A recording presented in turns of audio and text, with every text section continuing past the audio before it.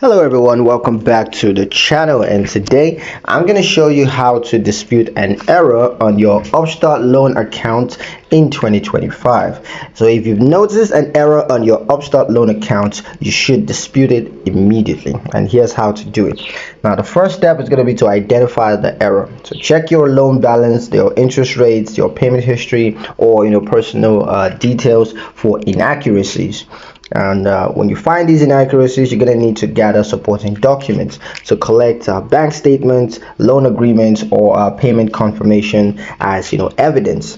And once you have those, you're going to contact Upstart's customer support. So the number is right there on the screen. You can call or email. The number and the email are right there on the screen. You can do that to report the issue.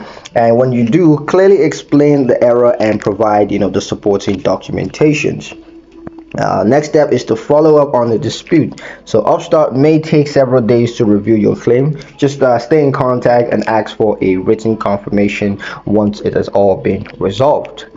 That's pretty much it for the video, guys. Hope you guys liked it. Hope you found the information useful enough. If you did, like the video, comment down below, let me know what you thought. Share the video with your friends and subscribe to the channel if you haven't done so already, and I'll see you guys in the next one.